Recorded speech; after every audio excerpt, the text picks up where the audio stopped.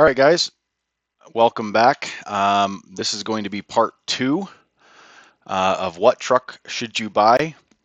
This video was asked for in a comment, and I thought it was a really good comment. I thought that this would be a fun video to do.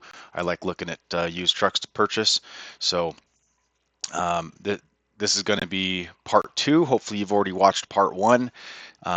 So part two is going to be the modern trucks, because when we're looking at buying a truck to become an owner operator as a first time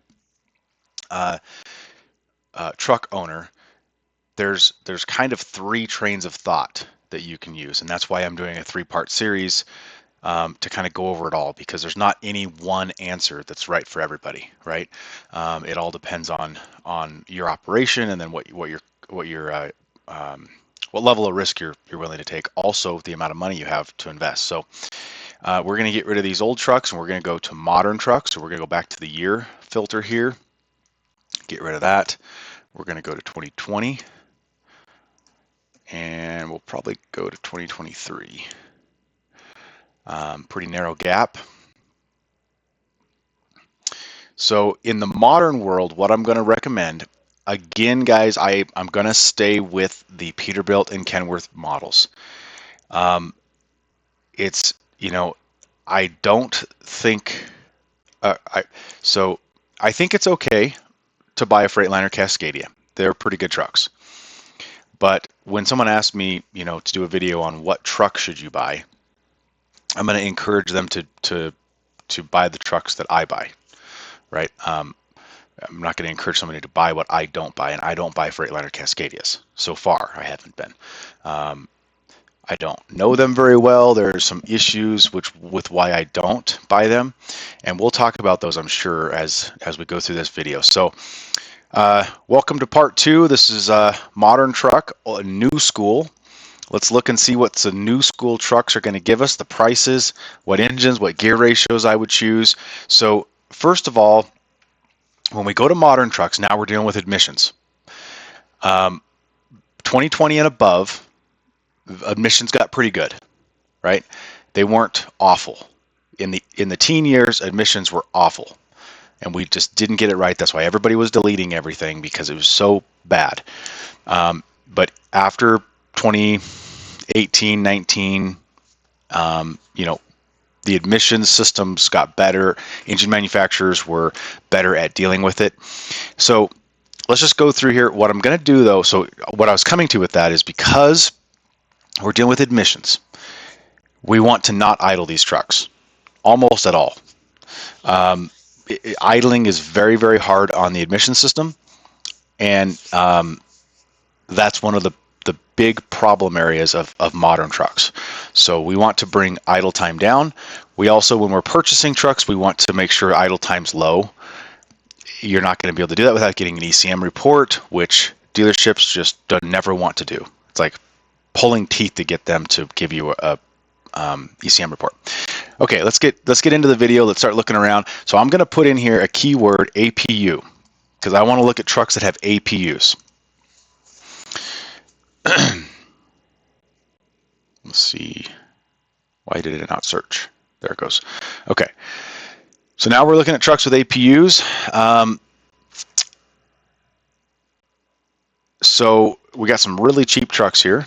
$26,000 for a 2020 Kenworth. This has a Packard in it. And here's a pretty similar truck with a Cummins in it. Let's look at these. First, let's look at the Packard.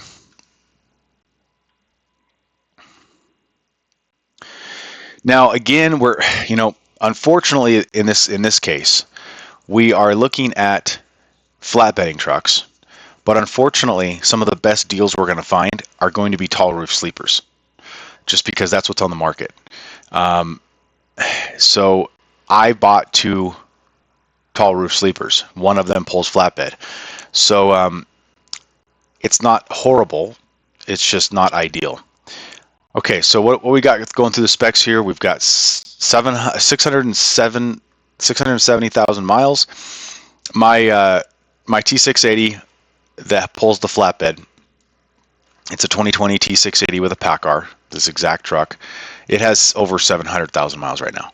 So this looks high, but you know, these MX-13s, I know everyone's going to dislike this, but the MX-13 is a pretty good engine in the modern. You know, when the MX-13 came out, it was pretty bad. Had a lot of problems. They fixed all that, and it's a pretty good engine now. It's pretty solid. Okay, so we are not seeing anything here. What I'm going to look for is first of all 12-speed automated manual, the Endurant. That's what we want. We don't have any gear ratio stuff.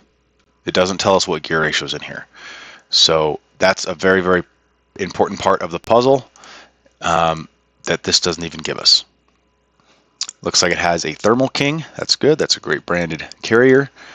Thermal King and Carrier are the two good brands that I like. Okay, so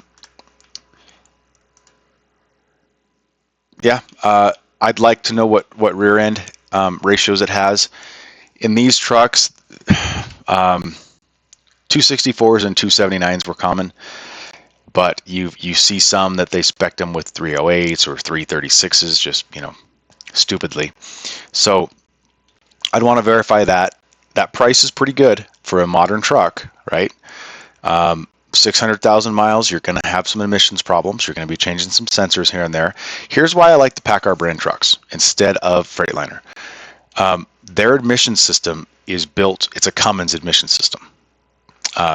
Cummins, it's the same admission system it would be on there if it was a Cummins in the engine. I'm sure it's wired differently, but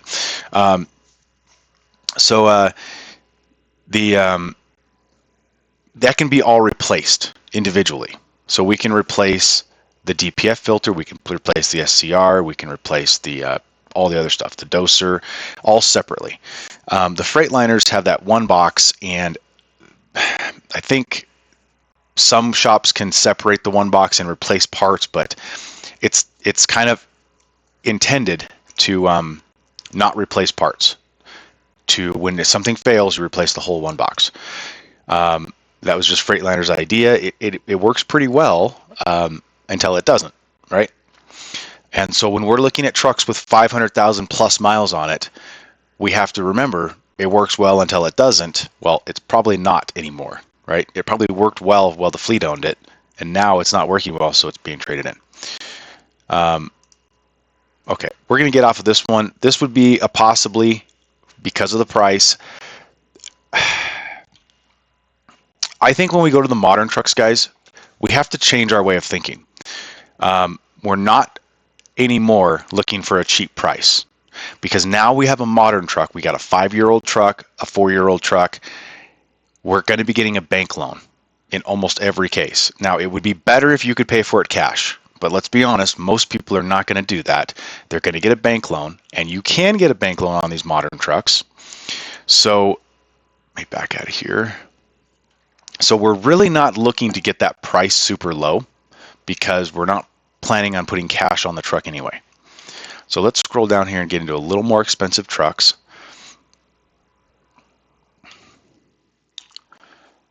Man, I've got a couple of things running on my computer here, and it is going slow. Okay, that's interesting. This is the truck I bought. This is out of the same fleet. Let's click on these, because I literally bought this truck, 2021.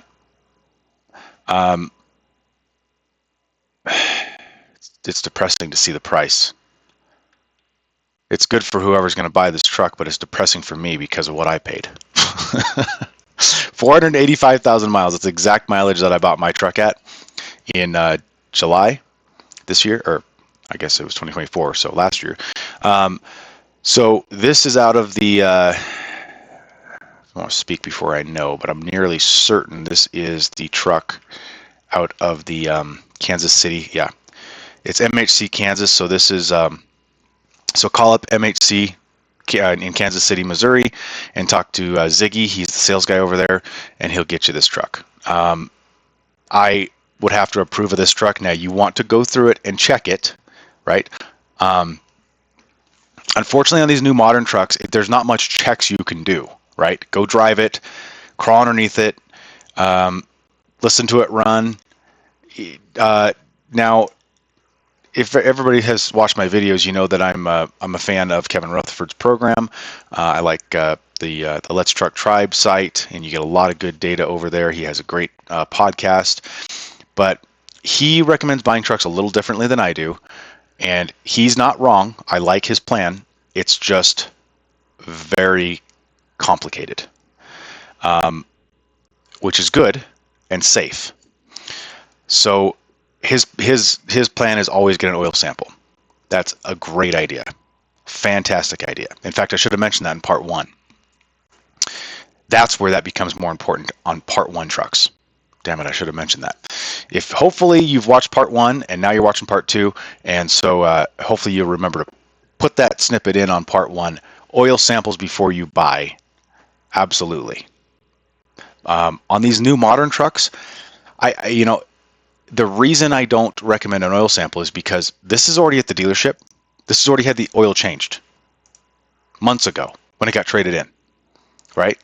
So what good's an oil sample going to do to you? And if you look for trucks that aren't already changed, the oil's not already changed, there's no trucks available. Right? These fleets trade them in and they don't get posted for months after the trade-in happens. So you might be able to talk to Ziggy and say, hey, I want a truck out of this fleet, but I want it before you change the oil. So when you get it in, let me know. I'll come down there. I'll do an oil sample, and then you can go and do your thing to it. You can do an oil sample on 5 of them that get traded in, and then whichever one comes back better. Here's the problem. You spend so much time and energy running, getting flights and going all over the country to do oil samples on these trucks, and at the end of the day, they come with a 1-year warranty. So within the 1-year warranty, you can sample, and if there's a problem, you can get it fixed. Now, this does not come with the warranty with this price. Kenworth is now offering a really good warranty. I just talked to Ziggy a little bit ago, actually. Kenworth is now offering a really good warranty for, I think it's under $5,000. So tack $5,000 onto this, and that's what I'd recommend. Because when you're getting into a modern truck, we're not doing oil samples because it's too time consuming. There's not much we can check, right? So we're just going to go the whole deal, and we're just going to buy a truck. We're going to drive it first. I've never bought a truck that I didn't go physically look at first. So go physically look at it. Well, wait, I take that back. I did buy a truck out of an auction, a 379P out of an auction. I didn't look at that one. So other than that, I've always looked at trucks and driven them and inspected them, got in there, shook the drive line, all this stuff. So do that for sure. And then have Ziggy pull the file, the ECM file, and probably have him pull 5 of them and look at which one has the least idle time. That's about all you can do, guys. You can also look and see which one has the best fuel mileage reported in the ECM. That doesn't really do much other than the one that has the best fuel mileage was probably had a driver in there that was a slightly better driver, that was always cruising at a slightly slower speed, probably had more drive time and less sitting at dock time, if you get better fuel mileage. So let's go through this. This is a pretty good truck. It comes with decent recap tires. They're not bad. The one thing I don't like about this truck is this fleet that's trading in. It's ACT out of Kansas City, Missouri. They spec their trucks with drum brakes. I wish they'd go ahead and step up to disc because it's a better thing. This also, I like these trucks because they come with a load gauge. You don't get many gauges today in the modern truck, so it's nice that they put a load gauge in there, a suspension gauge, an air gauge, so you can see how much weight's on your axle. Let's go through this. Pretty, bare bones fleet trucks. Good truck, not bad. Got the Carrier APU. That's, every bit as good as the other, APU. This has PACCAR engines. This will have 264 rears. It's not listed here, but they've always have 264 rears and a 228 wheelbase. That 228 wheelbase is really good if you're driving on a reefer, nice and close, nice and tight. Yeah, right here, 264. So I definitely would approve of this because I bought 2 of them.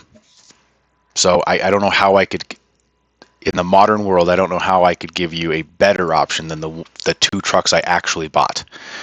And the reason I bought them was because it has the APU. They're reasonably priced. They have the 264s gears, and the last one came with a warranty, but it was $47,000. What I paid for it. Now you can get with the warranty for under 40, right? So, done. Call them up and go buy a truck. Pretty good truck, even for flatbed. This is not ideal for flatbed at all. But hopefully I'll find some in this sheet, and we'll go through and we'll look at some flatbed trucks with the shorter sleeper, and the price jumps up so dramatically for no reason, just because they're rare and it's a flatbed spec truck, that I don't think it really makes sense. I think that the little bit of fuel savings that we're going to get from buying that more expensive truck kind of washes out with the purchase price, right? Now, keep in mind, this is a throwaway truck, guys. This is not classic old school trucks where you can keep rebuilding them. This is a throwaway truck. Okay, I will speak of this. Kansas City, Missouri, the dealership over there, they're really good about changing the cams. This engine, the MX-13 in this year, had a very, very big problem with cams. MJ, that's like only a few serial numbers off from mine. Or VIN numbers off from mine. So they had a big problem with cams. So the one thing you want to make sure on any of these trucks that have the MX-13, you want to make sure that cam was changed under warranty before you buy it. Somewhere in the history, they'll be able to pull up the warranty report and just make sure that the cam was changed. These cams did not last long. Well, about 500,000 miles, and then they I don't know how they fail, but they'd get an error, or they'd get a rough idle or something, and they'd fail, and they'd have to change them.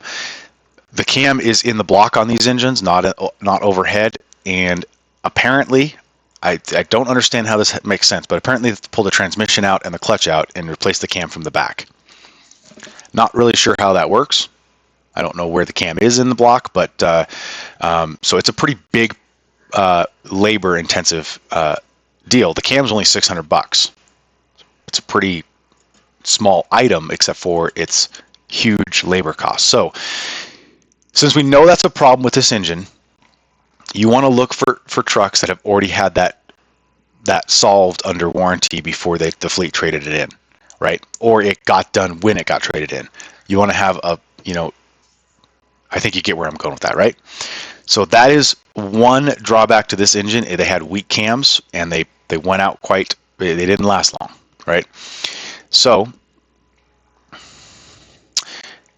interesting. Extended factory warranty available. Very affordable with extended coverage for sale. Okay, yeah, that's what I said. So it's for sale for this without the warranty, and I think the warranty is like $4,500 or $4,800 for a 1-year warranty. That is a new Kenworth warranty. It's not a PACCAR factory warranty. It's a Kenworth warranty, and it just got put together. I haven't looked at it. It's supposed to be one of the more comprehensive warranties that they've come out with, Kenworth. So I'm sure it does after treatment, admission system, engine, transmission, rears, that sort of thing. It's not gonna replace headlights, or any dash components, anything like that. Or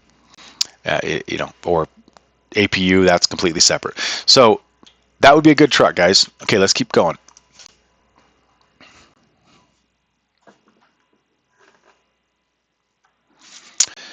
All right, let's see here. What do we got? I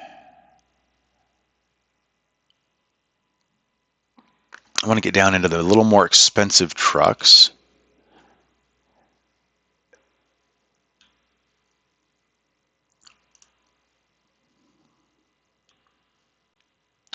You know what I might do? Because we're going to be just looking through so many of them. I might change this year. We saw some of the cheap ones. I should have looked at some Cummins. PACCAR. A lot of your cheap trucks are going to be PACCAR. Let's talk about that real quick. So between the PACCAR and the Cummins, I have two PACCARs. I don't have a Cummins. I love Cummins. Well, I love Cap, but I love Cummins in this modern world, right? It's just that the PACCAR is cheaper, and so far it's been a really good engine for me. We've had virtually no problems with the PACCAR engine. We've had problems with airbags. We've had problems with the APUs. We've had problems. I did blow a turbo on my oldest one at like 600,000 miles. They're fairly expensive. It actually wasn't the turbo. It was the actuator. It was the turbo actuator went out.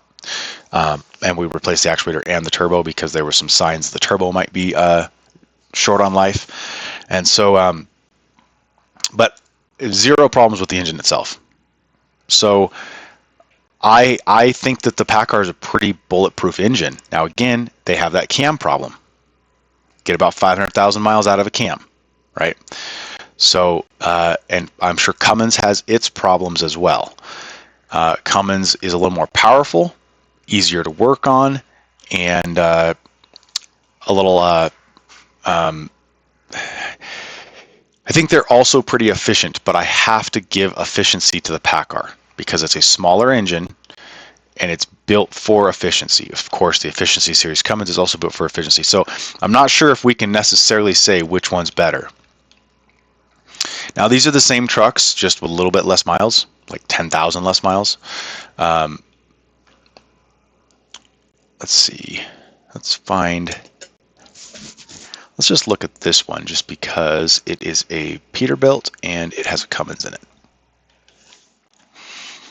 See, what did I say? I mean, every truck we look at is going to have the tall roof, unfortunately, because all the trucks that are being traded in and all the trucks that are coming out of the fleets that are going out of business because they can't afford to stay in business are all going to be van and reefer trucks, which they're going to be tall roof sleepers, double bunks. It's going to be cookie cutter. You get what you get and you don't bitch, right? That is kind of nice. It's got the door. That's the Peterbilt classic door, which doesn't always get spec'd on all the trucks. So this might be a truck that's slightly above average on specking. This looks like it has a battery APU, guys. I can't say that battery APUs are awful. I just don't have any experience with them. Pretty high on the mileage, really. Let's see. What do we got for specs? 13.2 on the steer axle. That is great. You'll find that more often when the Cummins, because the Cummins is heavier. 450 ST. What does the ST stand for? I can't remember. I used to know. Pretty good power rating, I think. Let's see. What's the rear end, guys?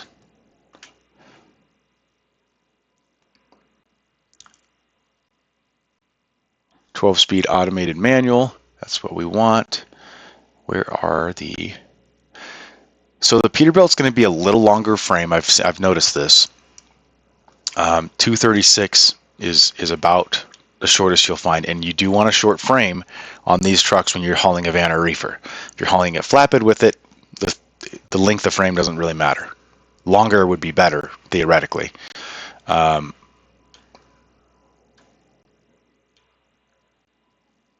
Okay, we don't know what the gear ratio is, and I don't really want to look through this. So,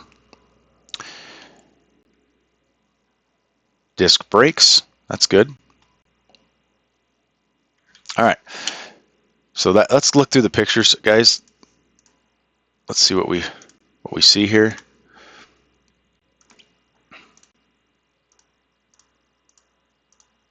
Let's get to the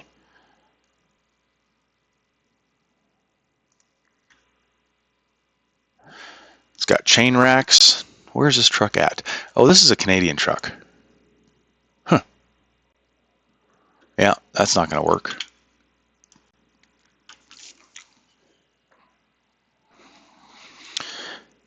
Come on, let's go. Okay, I'm going to adjust this so we're just picking up a bunch of crap here. Oh my gosh, my computer is going slow today, guys. All right, let's do 2022 and above. So we get the really modern trucks, a little bit more expensive, probably maybe even some factory warranty left.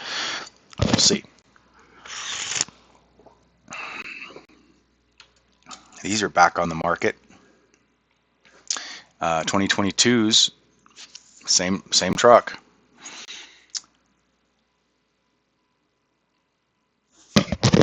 Oh, that's why those jumped up in price. It wasn't just the mileage being lower, it was the year.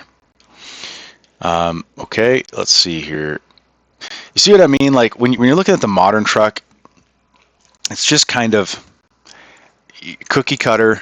You don't got to think about nothing. Just, go buy one. Here is a good flatbed truck. Here is a mid-roof. Let's look at this one. It's got a Cummins in it, under 500,000 miles. You see what I mean? The price jumps up. Okay, let's see. Is there a headache rack? There's no headache rack on here. There's some sort of an APU. Looks like probably a battery-powered jobby. Let's check out the specs. The other thing that happens when you go to the mid-roof sleeper, typically the specs will get all weird because everyone's specing it for flatbed and they think they need, 336s or something. So this is a pretty good spec. 279 gears with the 12-speed automated manual. I'm nearly certain. Where it has to be. Yeah. Yep. So this would be a great spec truck for flatbed. Honestly, this would be a perfect truck. I don't like the diesel S-bar heater.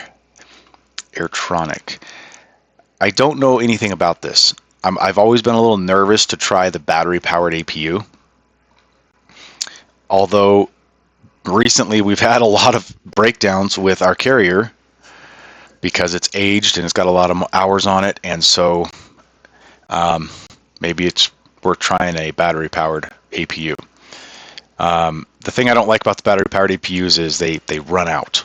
Like they have a working window, and it's normally under 10 hours. So, before you wake up, you're starting the truck because the battery died. The battery APU died. But this would be a really good flatbed truck, guys. There's a few better flatbed spec trucks, but this one's pretty good priced. It's got the working table. Oh, this is a really nice setup. Let's look at this. So Kenworth offers this workstation. So this, if you're not familiar with this folds out and then it folds back up over here, and the chair turns around. So you can turn the chair around, and then you got your workstation right here, like a little desk. I would love to have one of these trucks like this because I spend a lot of time in my bunk on my laptop, and having that chair turn around and being at the desk, that would be super handy for me. This would be a good truck for me. It's double bunk. That's good. Lots of storage space on the top bunk, or you can bring a passenger along with you. This is cookie cutter freight, Kenworth T680. Looks like it has a factory installed inverter. I think that's what that is. Okay, this could be a nice truck. This could be a good one, guys. Especially for flatbedding. Yeah, that looks to me like it's a factory installed inverter. It probably got installed with the I wonder if the APU got installed from the factory as well. Looks like battery cutoff switches they've installed. Okay. Let's see.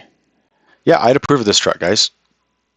I would. We'd want to check it. We'd want to see what the idle time is. If this is a private seller and not a dealership, which it could be, it looks like it might be. It's in a gravel lot here. We might be able to. It's in Spokane, Washington. Fantastic. I should go buy this truck. Hang on, guys. I'm gonna go send this guy a check. I mean, you know, it's nothing fancy. It doesn't look cool. Uh, it's just a moneymaker, right? $48,000. That seems a little high considering that the other ones with the tall roofs were in the 30s, right? This does have a Cummins, which I would love to try the Cummins. I have two of the Packars, been happy with those. I'd love to try the Cummins. Does it have the collision mitigation system? Because everyone hates that, and I'm one of the guys that hates that. But you get what you get, and you don't bitch on these guys. So the 279 is about the right gear for the Cummins. That's going to put us. Let's do the gear count, guys, since I did that on part one. So this would be an approved flatbed truck. We could add a headache rack later on if we wanted to. I am not a huge fan of the APU choice, but like I said, I spent a ton of money on the diesel APUs breaking down recently, and if you got to replace the batteries in the battery APU, that's very expensive, but it's no more expensive than what we've been doing on our diesel APUs.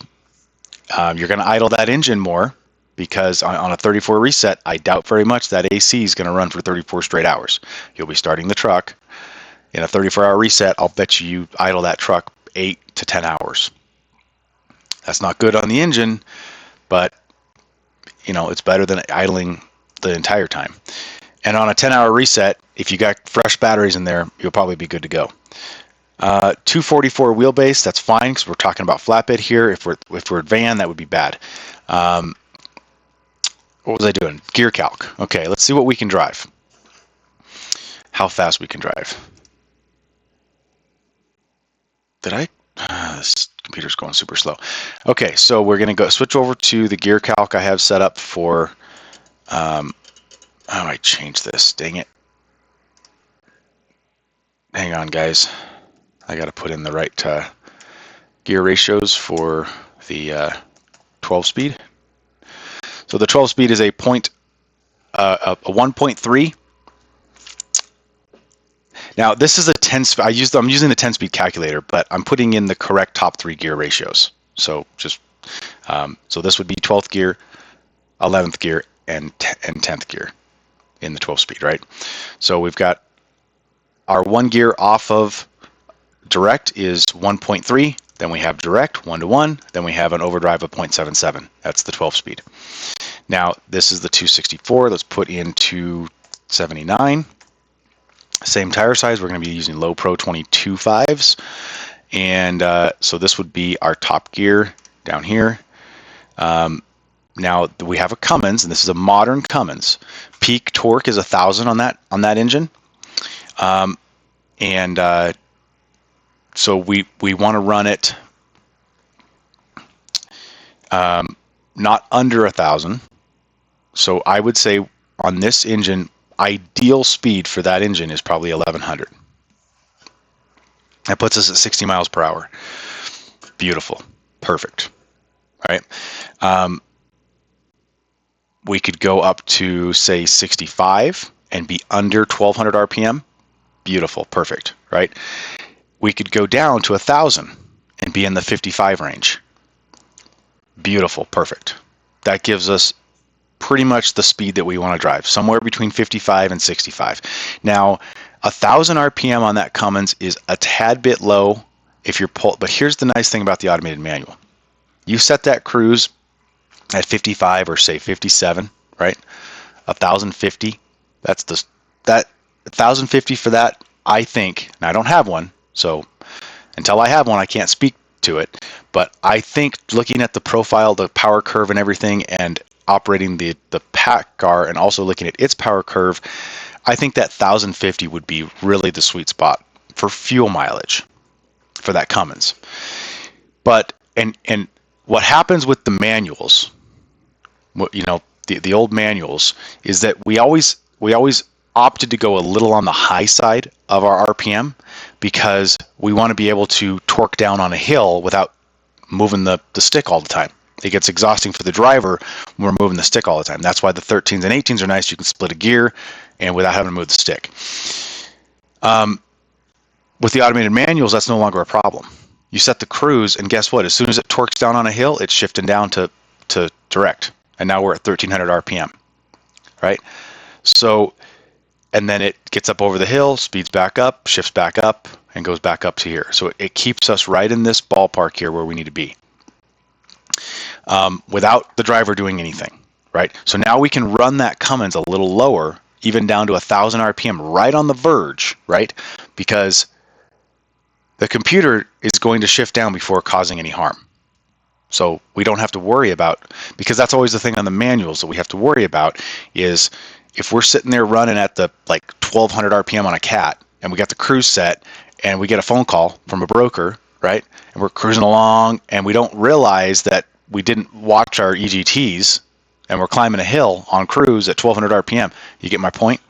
So here we don't have to worry about that. We can set it as low as we need to. We can even set it down here, right? Now the 279s, if we're really going to get aggressive, let's not even talk about that because we're not getting aggressive. We're not speccing the perfect truck for fuel mileage, right? We're just buying what's available, and this is what's available. Okay, so yes, I would approve of this truck. Let's go back. This would be a phenomenal truck for under 50. What was the mileage on this one? Under 500,000. It's a Cummins. It's easy to work on. It's got probably one of the best emission systems out there as far as able to adjust and fix and cheap to replace parts. It's the cheapest emission system to work on is the Cummins system, which PACCAR also uses the Cummins system. I think even International does. Well, International can still put a Cummins in, so of course. But yeah, there's nothing else to talk about here, guys. The only thing though is that if this is a private seller, which it looks like it is, you may or may not get a warranty on this sucker. I don't put a whole lot of stock in warranty, but if you're a first-time buyer and you're getting a bank loan and you don't have a lot of cash saved up, there might be some reason to get a warranty. So that would be the one caveat to this one. So great truck, guys. Great flatbed truck. Good old plastic fantastics, guys. Money-making trucks. Use them, then throw them away. Okay, I want to go click on some of those next gens. Here's a next gen with a PACCAR. So both Peterbilt and Kenworth, around the same time, they adjusted they updated their aero model, the 579 for the Pete and the T680 for the Kenworth. So this is the updated Kenworth, what they're calling the next gen. It's still a T680, but it's the next gen. You can see it's a little different. Mainly this step here by the fender is different. The fender is way different. The headlight's way different. The grill is narrower, and that's what they did. They narrowed it up. They shrunk it down a little bit, and they made about a 5% improvement in aerodynamics, or 5% less fuel needs to be burnt in their tests. So they burnt 5% less fuel from this adjustment. And that happened, I'm not sure exactly on the timing, but 2022 was a split year. Some of the 2022s were next gen, some weren't. So I think it happened in 2021, because that's when the 2022 would have been being built. So let's look through here. This had the PACCAR, didn't it? It did. That doesn't sound right. 400 horsepower PACCAR. It's normally a 455. 13 front axle, that's great. I always look for a heavier front axle because they normally don't spec it with the lightweight PACCAR engine up front. This would be a phenomenal van truck. And anything that hauls a van can also haul a flatbed. Now you see here, it's not the 228, it's the 230. That's because they got a heavier front. So they're designing it to push that trailer up more and put more weight on the front, which is perfect. I think it would be fine with this weight axle with a 228. But the 230 is fine as well. Now we're talking van. This would, like I said, this would be this would be one of the better van trucks I've seen. Fairly high price though, and high mileage. And it's got a PACCAR. It's a next gen though, and when you get to the next gen, the prices go up because everybody wants one. So I don't know if it's totally justified. I mean, that 5% better fuel mileage adds up over time, right? But that's pretty high mileage for a PACCAR. I don't know. I didn't see any warranty talk on that one. Maybe there was. Okay, let's keep going here. Let's get through this. You kind of see where I'm going with this, guys. Like, there's not... Oops, what happened? There's not as much to talk about in the modern trucks because we just get what we get. We're looking for the features that we want. We're looking for hopefully a good APU and maybe some sort of warranty in coming with it. Gosh, I should have reset my computer before doing this. Let's see. Lots of Kenworths. There's one for 50,000. It's because the mileage is a little lower. Kind of wanted to see the Peterbilt midlife update is what they're calling it instead of the next gen. The Peterbilt adjusted facelift or whatever you call it. It was called the midlife update.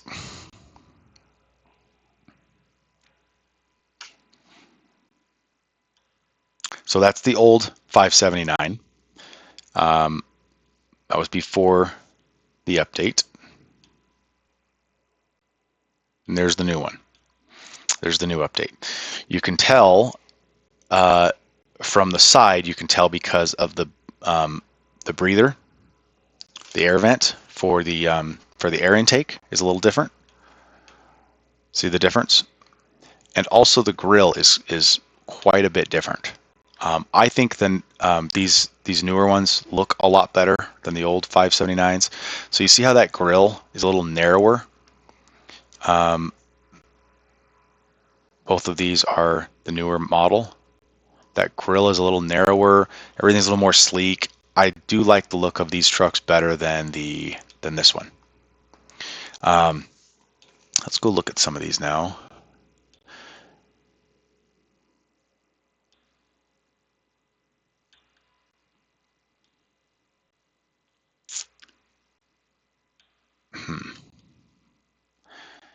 You know what we might do here, guys? We might shrink this down even more because I'm just picking up way too many. Let's look at 2023s and 2024s. Let's see what we got here for a very, very new truck.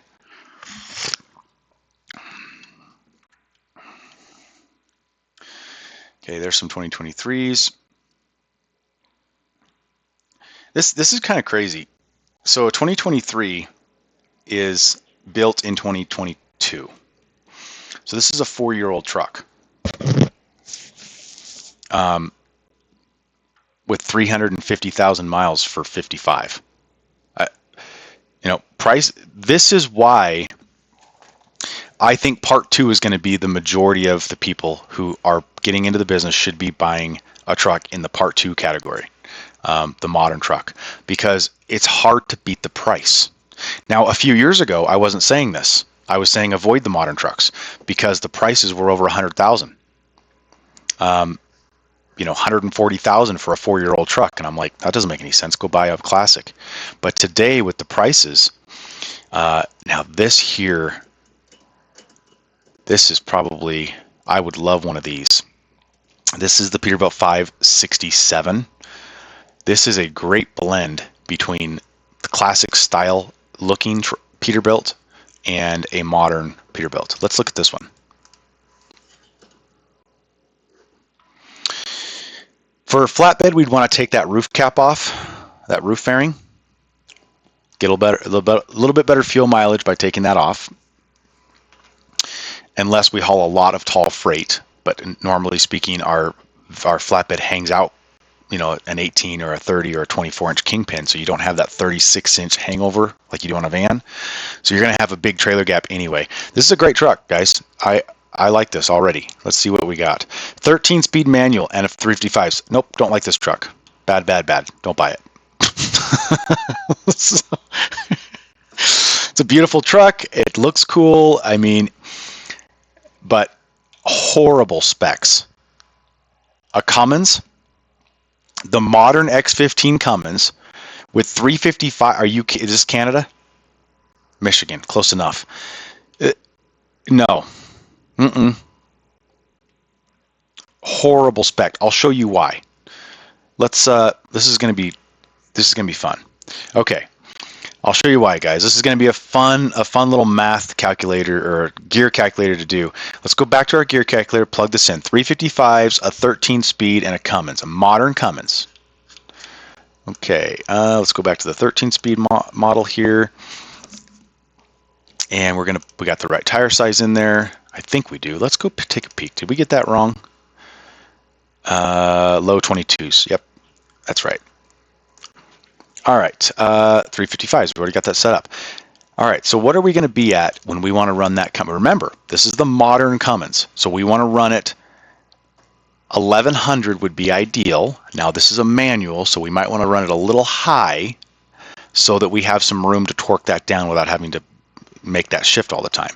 So say we run it 1150. That's a 52 mile per hour truck in top gear.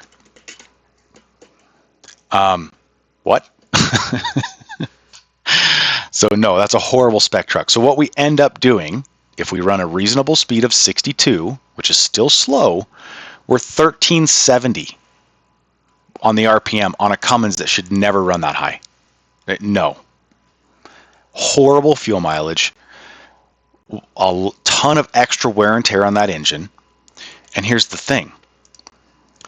We have 570,000 miles of too much RPM. So no, very, very not good truck. Beautiful truck. I like the looks of it. You get a modern truck with some of the cool, it's still got the stacks. You've got the polished tanks. I'd love this truck, and I've seen some with better gear packages. So let's go look.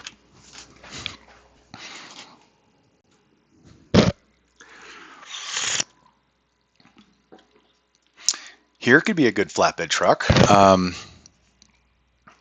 This is going to be a mid-roof. We got exposed tanks. I don't really like the exposed tanks in the modern trucks because, it's a plastic fantastic. Put the plastic back on and get the advantage of getting the fuel mileage. You know what I mean? Like, it doesn't really. This is a PACCAR for under 50. 510 horsepower, so it's probably going to be a manual. Yep, 13-speed manual. And what are the gears?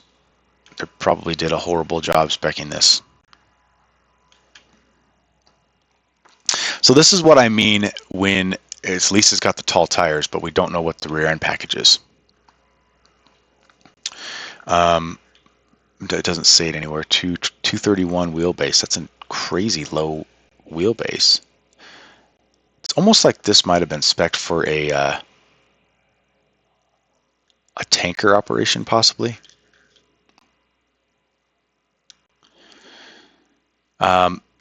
Anyway, I'm not going to be interested in this because I'm nearly certain the gear ratio is wrong. Anytime they spec a 510 in a PACCAR and a 13-speed manual, you're going to have something stupid like 308s or 336s, which is just not good for that setup. The truck itself would be good. I just don't. I think the guts of the truck are wrong. So let's keep looking.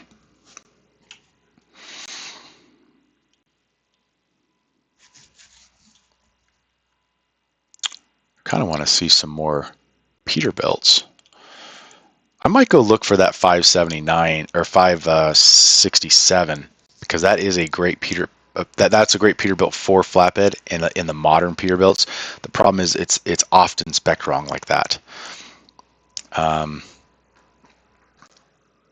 This is crazy. That's a horrible. Look at that. 450,000 miles for 70. I don't think there's any reason to justify that price. Okay, let's go put in specifically on the manufacturer. Let's take the Kenworth off, and we're going to select models of the Peterbilt. You know what we're going to need to do? 567, yes, select that model. We're going to need to take the APU off the keyword search. Where did that go?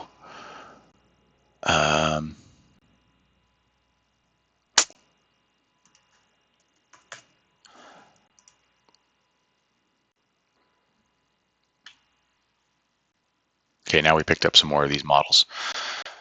So this model is an interesting truck for flatbed because it normally comes in a midroof sleeper, except for these three. Here's a cool setup. 2023. Let's see. PACCAR. That's a pretty truck. For nearly 100,000, I can't approve of that, but let's look at it just for fun. 250,000 miles, pretty low. Yeah, see, 13 and 336s. Yeah, no. Nope. Beautiful truck, though. You know, if you want a modern truck and still kind of look like you have the hood and the flat bumper and the exposed headlights like this is not a 389.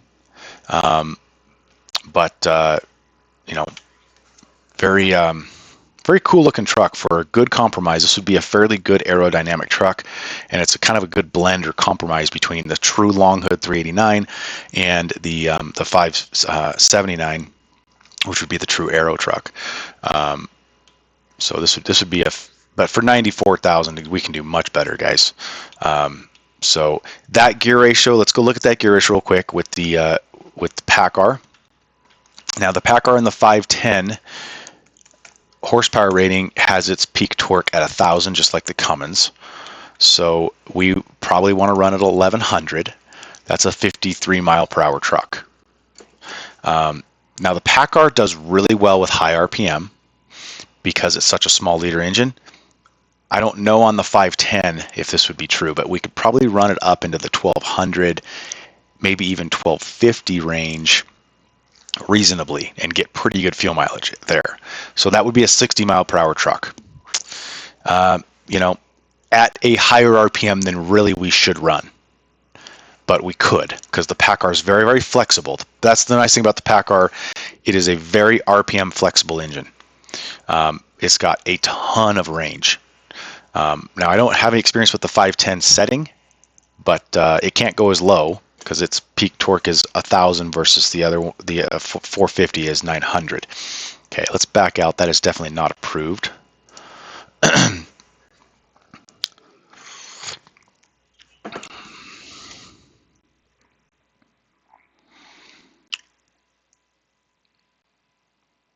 Okay, I kind of wanted to find a Cummins. Here's some Cummins. 109,000. Now we're just getting silly.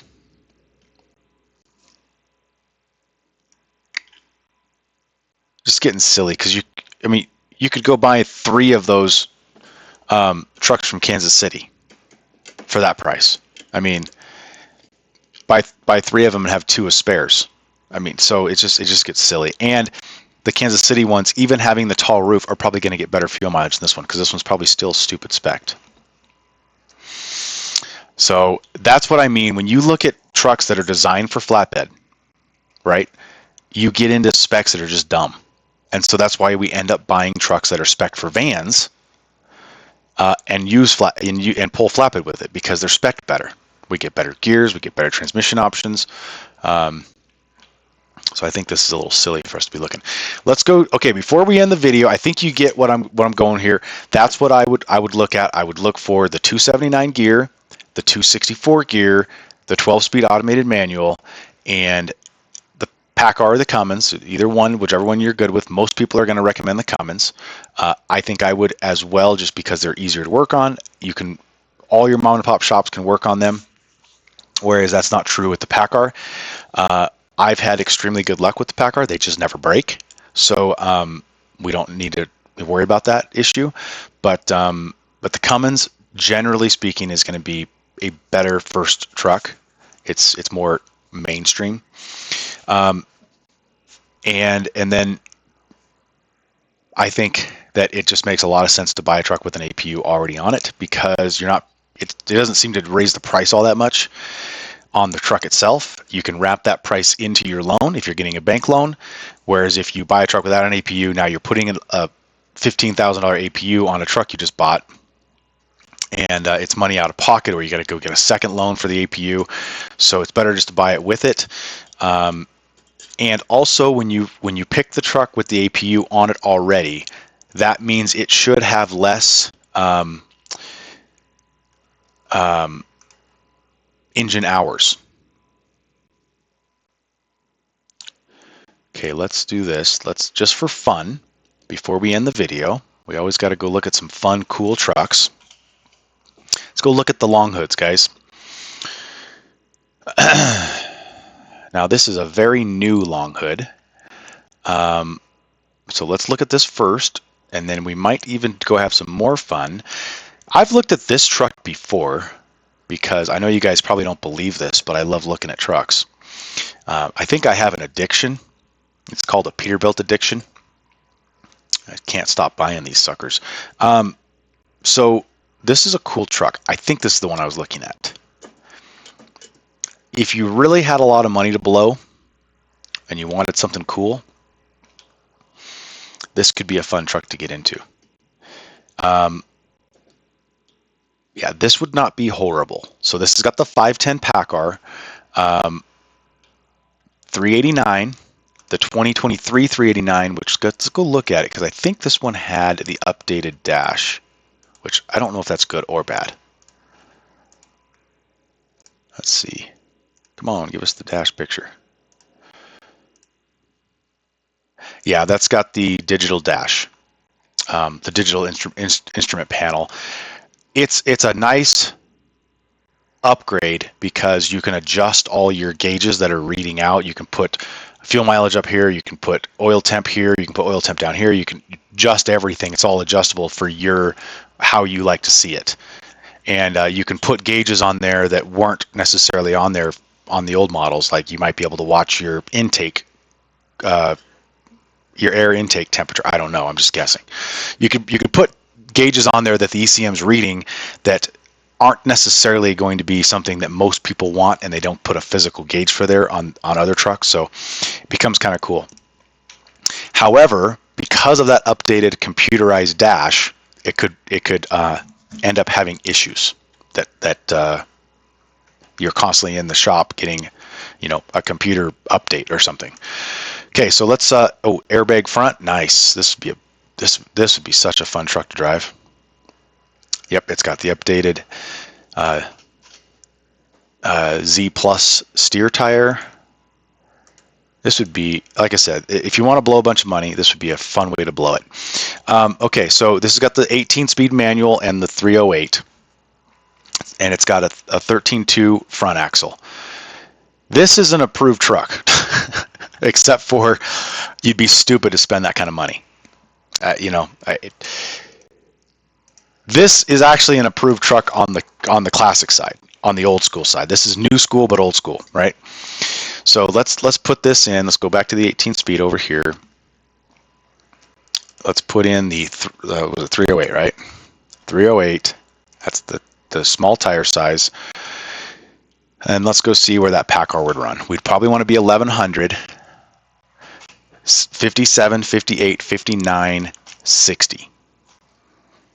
And we could get up to, now this is a manual, so we're going to want to run even higher because we don't want to have to be shifting all day long. So 1200 would be kind of a reasonable, and again, this is the PACCAR. PACCAR is very RPM flexible. You don't see a ton of fuel mileage loss as you go up in RPM because it's all the components of the PACCAR was built with lightweight and efficiency in mind. So you don't have this heavy rotating assembly that has all this torque. You've got a lighter rotating assembly with lots of RPM flexibility. So, I got some of my best fuel mileage in my Plastic Fantastic with the PACCAR in direct gear at 55 miles per hour, putting me at 1250 RPM. That was the best fuel mileage I've ever gotten, is running that speed in that gear at that RPM, which is 65 in this case. Now it's not direct. We could drop to direct, and now we're down at 55 at 12. That's not direct. That's overdrive 1. I'm sorry. This is a double overdrive transmission. So, yeah, this would be an approved gear package. The 308 with the 18 speed is not a horrible gear. I think there's a better one for the modern trucks, but you're not going to find anything better. You're not going to find a manual transmission with a higher gear ratio than a 308. If you could find like a 285, I think that would be ideal. But let's see. Yeah, I think 285 would be good. Even the 264 would be even more ideal. Actually, wait a minute. Hang on. No. I'm going backwards. If you want to drop to direct, you got to go up to 228s. So if we do 228s, now we want to run direct gear, which is 1-to-1. Now our speed would be very near 61 at 1200. So, and that's the most efficient gear for that transmission. So that's why the 228 would work for the modern trucks. The same scenario with the classic trucks, you'd want a 264 because we want to keep that RPM higher. Okay, so 308, that's what we were doing. Let's go back to that truck. Beautiful truck. Yeah, guys, what do you think? $104,000. That's actually pretty cheap compared to a few years back, right? I mean, these trucks have come down a lot in price, even the long hoods. Beautiful truck. I love that paint stripe. What was the wheelbase? Let's see. Hang on. Was there I can't tell there. Is it maybe got a hydraulic tank back there, or is that part of the fuel tank? I can't quite tell.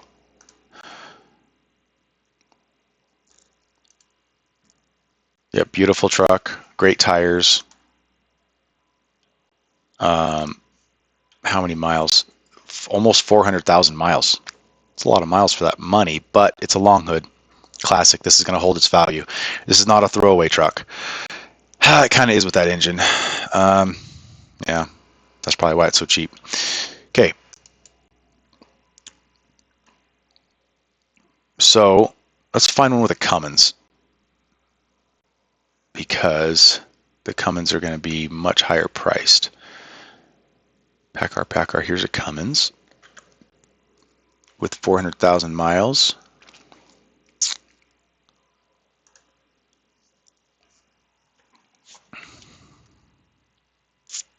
Let's see. 18-speed manual, same thing. 565 Cummins. That's not the efficiency series. That's the performance series, I want to say. This would not be a good truck, really. I don't know what the rear end package is because no one gives a crap. 1124.5. Huh. It's really rare for this. Wonder why they did that.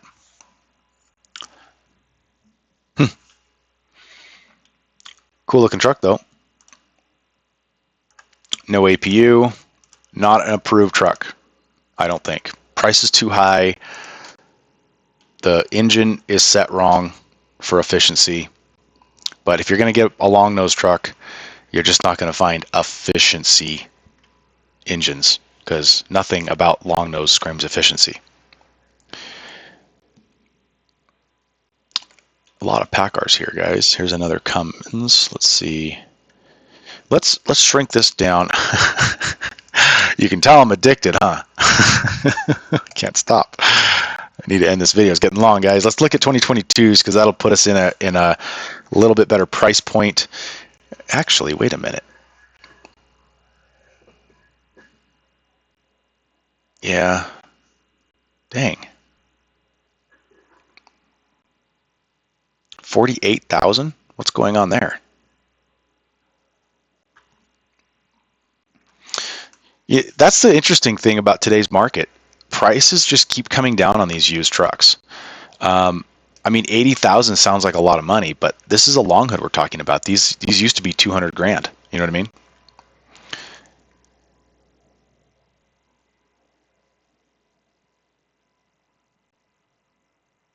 So, yeah. Well, I think I'm going to end the video because we can just keep doing this all day. But that will be part one of what truck should I buy. Um, when it comes to the Plastic Fantastics and the modern trucks, um, you get what you get. You get what the fleet has been specing. Knowing, you know, which fleet to buy out of is kind of the key, and try to do more research than listening to me about the engines. Which engine do you want? Why do you want it? Which engine year had problems? Which engine year do you want to avoid? I do know with the PACCAR, with the EPA 2017 model, they had that cam issue. And then the EPA 2021, they don't have a cam issue anymore. They had injector issues, but that's also been fixed now with the new injectors. So I don't know if there's anything on the new 2021 EPA 2021 engine, not truck, but the EPA 2021 engine. I'm not sure if there's anything that you need to avoid necessarily. I think they're pretty solid engines. On the Cummins side, I'm sure there's some Cummins gurus that can speak. Maybe leave a comment. Which year of the modern trucks, 2020, 2021, 2022, something that we'd buy in a reasonable price. Which ones should we not buy? Or if we do buy them, what do we need to look for? What do we need to make sure it was done before we buy it? What do we need to be expecting coming up? Those are all things I don't know, guys. So again, if you're looking at trucks, this is just basically a overview of what type of truck to look at, why we look at those, but you've got to do your own research on the truck you're going to buy, right? And make sure you're financially stable enough to get into the business, have a disaster and still survive. Have a disaster like one repair after another, right? So that'll be the end of the video, guys. If you like content like this, like and leave a comment and subscribe to my channel so you see part 3 when it comes out. Part 3 is going to be about the glider kits. So it's kind of a blend of part 1 and part 2. You get some of the modern trucks, like the 389, for example, with an old school engine, the old school gearing. It's potentially the best of both worlds. So you have to kind of be a gearhead and know the engines, know the old school engines, because you're getting into old school technology. But you also have to, or I guess, you just have to have the money of the big, the big money to get into those. So stay tuned for that, guys.